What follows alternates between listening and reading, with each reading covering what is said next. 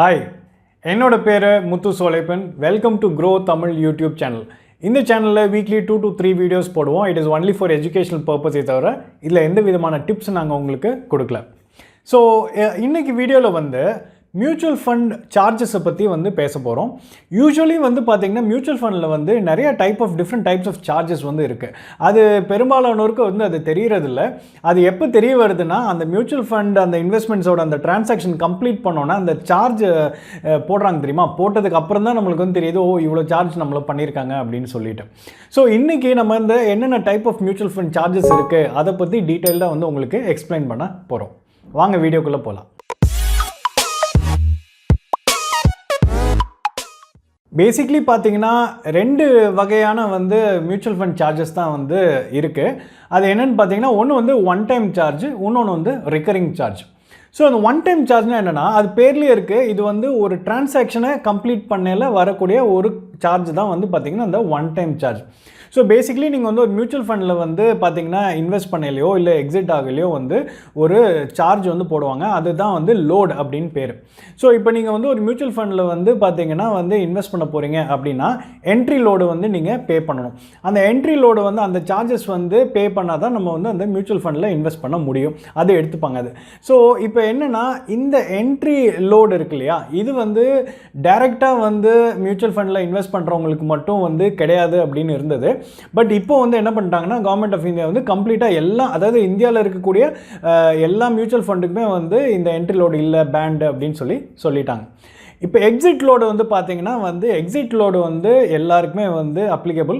But அப்போது mutual ஃபண்ட்லேருந்து நம்ம வெளியே வரோம், இந்த ரிடம்ஷன் பண்ணல வெளியே வரையில் நம்ம அந்த எக்ஸிட் லோடு பே பண்ணிட்டு தான் வரணும். பட் ஆனால் நீங்கள் வந்து ரொம்ப வரி பண்ண வேணாம், எல்லாத்துக்கும் கட்டியே ஆகணுமா அப்படின்னு கேட்டிங்கன்னா கண்டிப்பாக இல்லை. அதில் ஒரு சின்ன கிளாஸ் இருக்குது. என்னென்னா வந்து நீங்கள் வந்து உங்கள் மியூச்சுவல் ஃபண்டில் இன்வெஸ்ட் பண்ணது வந்து ஒரு அந்த வேலிடிட்டி பீரியட் இருக்குது. 1 year வந்து வேலிடிட்டி பீரியட், அதாவது 12 months. ஸோ இந்த 12 monthsக்குள்ளே நீங்கள் வந்து போட்ட பணத்தை வந்து நீங்கள் ரிடம்ஷனுக்கு போனீங்க, அதாவது நீங்கள் வெளியே வந்துட்டீங்க, இன்வெஸ்ட்மெண்ட்டை வெளியே எடுக்கிறீங்க அப்படின்னா அப்போ நீங்கள் எக்ஸிட் லோடு பே பண்ணணும். பட் ஓவர் அண்ட் அபவ் 1 yearக்கு மேலே 1 year தாண்டினதுக்கப்புறம் நீங்கள் உங்கள் மியூச்சுவல் ஃபண்டில் உங்களோட பணத்தை வெளியே எடுத்திங்கன்னா அப்போது நீங்கள் இந்த எக்ஸிட் லோடு பே பண்ண தேவையில்லை. சரி, ஓகே. இப்போ அந்த எக்ஸிட் லோடு பே பண்ணணும் வித்தின் 1 yearக்குள்ளேயே தான் நீங்கள் வந்து எடுக்க போகிறீங்க அப்படின்னா எந்த அளவுக்கு எக்ஸிட் லோடு இருக்கும் அப்படின்னு பார்த்தீங்கன்னா, இதோட ரேஞ்ச் வந்து பார்த்திங்கன்னா ஒவ்வொரு மியூச்சுவல் ஃபண்ட் ஹவுசஸ்க்கும் வந்து மாறும். நார்மல் ரேஞ்ச் வந்து பார்த்திங்கன்னா 0.25%லேருந்து 4% வரைக்கும் அந்த ரேஞ்சுக்குள்ளே டிஃப்ரெண்ட் மியூச்சுவல் ஃபண்ட் கம்பெனிஸ்க்கு ஏற்ற மாதிரி வந்து சார்ஜஸ் வச்சுருப்பாங்க. ஸோ இதுதான் வந்து பார்த்திங்கன்னா one time charges. This is basically done to encourage, அதாவது நீங்கள் வந்து லாங் டேர்மாக வந்து இன்வெஸ்ட் ஆகி இருக்கவங்களுக்காக இன்சென்டிவைஸ் பண்ணுறதுக்காக பார்த்தீங்கன்னா உங்களுக்கு இந்த எக்ஸிட் லோடு இல்லாமல் பண்ணியிருக்காங்க. ஸோ நீங்கள் லாங் டேர்மாக வந்து மியூச்சுவல் ஃபண்டில் இருக்கணும். ரெண்டாவது வந்து பார்த்திங்கன்னா அதிக ரொட்டேஷன் வந்துடக்கூடாது.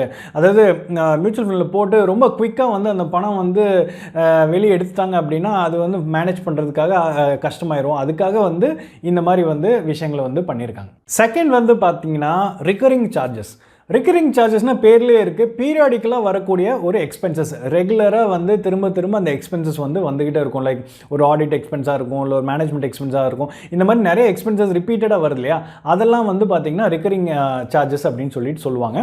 ஸோ மியூச்சுவல் ஃபண்டு பொறுத்தவரை உங்களுக்கு வந்து 3 விதமான மேஜராக வந்து பார்த்திங்கன்னா இதை வந்து 3 விதமாக கிளாஸிஃபை பண்ணலாம். ஒன்று வந்து பார்த்திங்கன்னா மேனேஜ்மெண்ட் ஃபீஸு, செகண்ட் வந்து அட்மினிஸ்ட்ரேட்டிவ் காஸ்ட்டு, மூணாவது வந்து டிஸ்ட்ரிபியூஷன் ஃபீஸு. இப்போது இந்த மேனேஜ்மெண்ட் ஃபீனா என்னென்னா, இந்த மியூச்சுவல் ஃபண்ட் மேனேஜர் இருக்கார் இல்லையா, அவங்க போடுற சார்ஜஸ் வந்து மேனேஜ்மெண்ட் ஃபீஸுக்குள்ளே போயிடும். அட்மினிஸ்ட்ரேட்டிவ் காஸ்ட்னா என்னென்னா, அந்த மியூச்சுவல் ஃபண்ட் ரன் பண்ணுறதுக்கு உண்டான எக்ஸ்பென்சஸ் இருக்கு இல்லையா, like regular expenses, audit expense, legal expenses, இந்த மாதிரி நிறைய எக்ஸ்பென்சஸ் வந்து இருக்கும். ஸோ இந்த எக்ஸ்பென்ஸ் எல்லாம் வந்து பார்த்திங்கன்னா வந்து இந்த அட்மினிஸ்ட்ரேட்டிவ் காஸ்ட்டில் வந்து வந்துடும். மூணாவது இருக்கிறது டிஸ்ட்ரிபியூஷன் ஃபீஸுங்கிறது என்னென்னா வந்து உங்களுக்கு உங்களோட, அதாவது அந்த டிஸ்ட்ரிபியூட்டர்ஸுக்கு வந்து நம்ம அந்த மியூச்சுவல் ஃபண்ட் ஹவுசஸ் வந்து கமிஷன் பே பண்ணுவாங்க இல்லையா, அந்த எக்ஸ்பென்சஸ் தான் வந்து பார்த்திங்கன்னா டிஸ்ட்ரிபியூஷன் ஃபீஸ்ன்னு சொல்லுவாங்க. ஸோ இதுதான் வந்து ப்ராட்லி பார்த்திங்கன்னா 3 விதமான ரிக்கரிங் எக்ஸ்பென்சஸ். இந்த மேனேஜ்மெண்ட் ஃபீஸும் இந்த அட்மினிஸ்ட்ரேட்டிவ் காஸ்ட் ரெண்டும் சேர்ந்தது தான் வந்து டிஆர் வேல்யூ அப்படின்னு சொல்லுவாங்க. ஸோ இந்த டிஆர் வேல்யூ தான் வந்து பார்த்திங்கன்னா வந்து நம்ம இந்த டைரெக்டாக இன்வெஸ்ட் பண்ணுறீங்க இல்லையா, அவங்களுக்கு வந்து வரது வந்து டிஆர் வேல்யூ மட்டும் தான் வந்து அவங்களுக்கு வரும். இது வந்து பார்த்திங்கன்னா வந்து ரெகுலர் பிளானில் போகிறாங்க தெரியுமா, த்ரூ புரோக்கர்ஸ் த்ரூ ஏஜென்ட்ஸ் மூலயமா போகிறவங்களுக்கு வந்து அந்த அடிஷ்னல் டிஸ்ட்ரிபியூஷன் காஸ்ட்டும் வந்து சேர்த்திங்கன்னா பார்த்தீங்கன்னா டிஸ்ட்ரிபியூஷன் ஃபீஸும் வந்து இதில் இன்க்ளூட் பண்ணி கொடுப்பாங்க. ஸோ இது ரெண்டுத்துக்கும் இருக்கிற டிஃப்ரென்ஸ் வந்து பார்த்தீங்கன்னா இந்த டிஆர் வேல்யூக்கும் இந்த டிஸ்ட்ரிபியூஷன் ஃபீஸ்க்கும் உள்ள டிஃப்ரென்ஸ் வந்து பார்த்தீங்கன்னா யூஸ்வலி வந்து 70 to 80 பேசிஸ் பாயிண்ட்ஸ் வந்து வித்தியாசம் வந்து இருக்கும். இப்போ டிஆர் வேல்யூங்கும் போது இதுக்கு வந்து ஏதாவது வந்து லிமிடேஷன்ஸ் இருக்கான்னு கேட்டிங்கன்னா ஆமாம் வச்சுருக்காங்க. கவர்மெண்ட் இதுக்கு வந்து பார்த்தீங்கன்னா அந்த இது வந்து பார்த்தீங்கன்னா ஒரு லிமிடேஷன் செட் பண்ணியிருக்காங்க. அது என்னங்கிறது பார்க்குறதுக்கு முன்னாடி ஒரு சில விஷயங்கள் நீங்கள் புரிஞ்சுக்கணும். இப்போ டிஆருங்கிறது வந்து பார்த்தீங்கன்னா இந்த என்ஏவி எப்படி கால்குலேட் பண்ணுவாங்கன்னா இந்த டிஆர் வேல்யூ போக அதுக்கப்புறம் வர்றது தான் வந்து என்ஏவி. ஸோ இப்போ என்னன்னா வந்து இப்போ என்ஏவியில் வந்து பார்த்தீங்கன்னா இந்த டிஆர் வேல்யூ இன்க்ளூட் ஆகிருக்குன்னு அர்த்தம். ஸோ 2 டிஃப்ரெண்ட் ஃபண்ட்ஸ் இருக்குன்னு வச்சுக்கோங்களேன். 2 டிஃப்ரெண்ட் ஃபண்ட்ஸுக்கும் ஒரே என்ஏவி இருக்குது, ஆனால் வேறு டிஆர் வேல்யூ இருக்குன்னு வச்சுக்கோங்களேன்.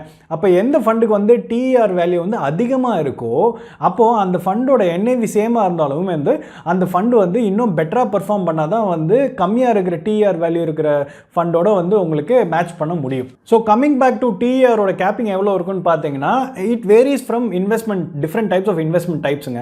ஸோ இப்போ வந்து நீங்கள் ஒரு ஈக்விட்டி ஃபண்டாக இருக்குன்னா மேக்ஸிமம் கேப்பிங் வந்து டிஆர் வேல்யூக்கு வந்து பார்த்தீங்கன்னா 2.25% வந்து கேப்பிங் வச்சுருக்காங்க.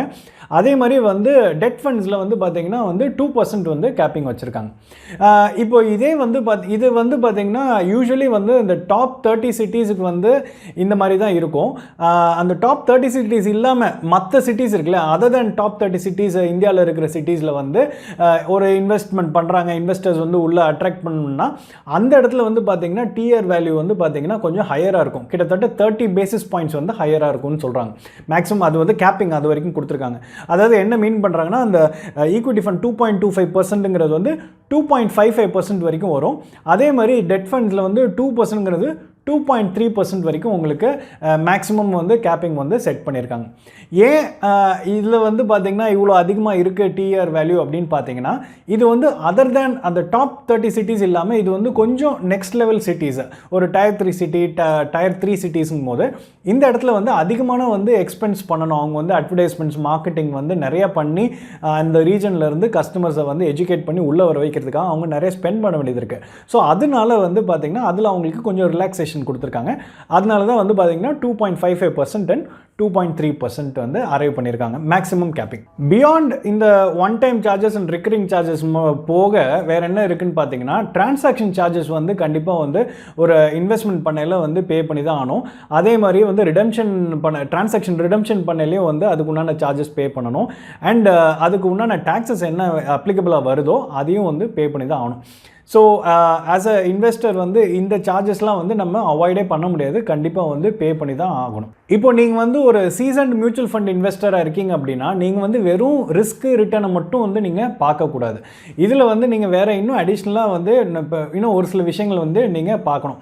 அது என்னெல்லான்னு பார்த்தீங்கன்னா நீங்கள் அந்த ஃபண்டுக்கு உண்டான எக்ஸ்பென்ஸ் ஸ்ட்ரக்சரை நம்ம அதோட பிரேக்கப்பை பக்காவாக வந்து நம்ம பார்த்து அனலைஸ் பண்ணணும். இதுக்கு என்ன எக்ஸ்பென்ஸ் ஸ்ட்ரக்சர் இருக்குது, அதே மாதிரி இந்த ஃபண்டுக்கு வந்து லாக்இன் பீரியட் எதாவது இருக்கா, அதே மாதிரி இந்த ஃபண்டுக்கு வந்து பார்த்திங்கன்னா எக்ஸிட் லோடு எவ்வளோ இருக்குது, இது எல்லாத்தையும் நம்ம கேர்ஃபுல்லாக ஸ்டடி பண்ணிவிட்டு அந்த ஃபண்டை வந்து அனலைஸ் பண்ணணும். இன்னொரு ஃபண்டோட கம்பேர் பண்ணல இந்த விஷயங்களையும் இந்த ஃபேக்டர்ஸையும் உள்ளே எடுத்துட்டு நம்ம வந்து கம்பேர் பண்ணி பார்க்கல தான் நம்மளுக்கு ஆக்சுவலாக அந்த ஃபண்டு என்ன மாதிரி இருக்குது, என்ன மாதிரி டைப் ஆஃப் ஃபண்டு அப்படிங்கிறது நம்மளுக்கு இன்னும் கொஞ்சம் டீப்பாக வந்து அதை பற்றின ஒரு புரிதல் வந்து ஏற்படும். இதோட வந்து இந்த வீடியோட முடிவுக்கு வந்துட்டோம். ஸோ இந்த வீடியோவில் வந்து நீங்கள் டிஃப்ரெண்ட் டைப்ஸ் ஆஃப் சார்ஜஸ் என்னென்ன மியூச்சுவல் ஃபண்டில் இன்கர் ஆகுதுன்னு சொல்லிட்டு நம்ம பார்த்தோம் டீட்டெயில்டாக. அண்ட் இதை பேஸ் பண்ணி எப்படி நம்ம ஒரு ஃபண்டை அனலைஸ் பண்ணி நம்மளோட ஓன் இன்வெஸ்ட்மெண்ட் டெசிஷன்ஸ் எடுக்கலாம் மியூச்சுவல் ஃபண்டில் அப்படிங்கிறதையும் நம்ம பார்த்தோம். அண்ட் ஒன் மோர் அனௌன்ஸ்மெண்ட் என்னென்னா வந்து இப்போ கீழே வந்து டிஸ்கிரிப்ஷனில் வந்து பார்த்தீங்கன்னா டெலிகிராம் சேனலுக்கு லிங்க் கொடுத்துருக்காங்க. க்ரோ வந்து பார்த்தீங்கன்னா டெலிகிராம் சேனல் ஆரம்பிச்சிருக்காங்க.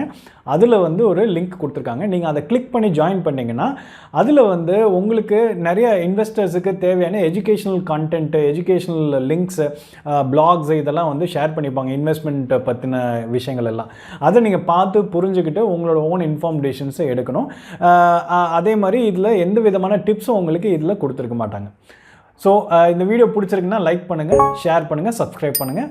நன்றி, வணக்கம்.